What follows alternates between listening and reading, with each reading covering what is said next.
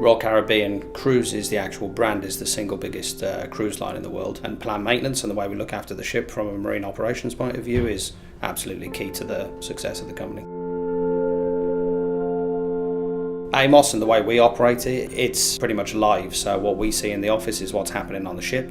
We have a lot of technical staff in the office that are there to support the ship, obviously, so it's kind of a collaborative platform really where you can see everything that's going on. It reaches out to other departments as well, so supply chain, that's a huge part of our business, obviously. They use AMOS as well, so all of these groups coming together with a single focus of making sure the ship is operating well. That's the operating system actually we use for marine operations. We employ, I think we're over 70,000 employees now. The vast majority of those are at sea. It could be Australia, it could be Alaska, we're going down to Antarctic, the Galapagos, they're in every single part of the world. So without something like AMOS there to act as one unified place where we can all do everything we need to operate those ships, then it would be almost impossible. What we could see if we didn't have unified data is ships operating in silos.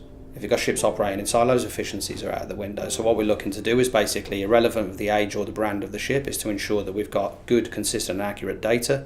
From there, we lead into good, consistent and standardised maintenance practices, which leads to safe operations. And it also leads to good purchasing efficiencies as well.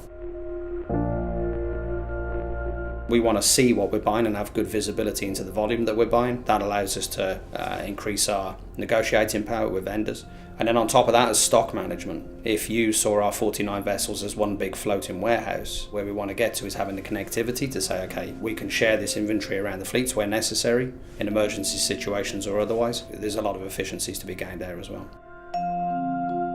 We believe there's about $400 million worth of inventory floating around on the sea. So even if we were to share 1% of that or 2% of that, you're already into millions and millions of savings. Our maintenance costs us somewhere in between $200 and $300 million a year to maintain the ships. If you get these efficiencies with spare parts, how we do the maintenance, the man hours involved, and all the while, whilst gaining these financial efficiencies, you're also increasing the safety and effectiveness of these ships as well. We can't control anything unless we can measure it, and until we've got good standardised data right across the fleet and we're operating all our brands as one combined fleet, we need to be able to see exactly how much of each item we're buying. We need to be able to go to vendors, we need to be able to plan for those, we need accurate financial forecasting, which without the data and without AMOS you wouldn't be able to do.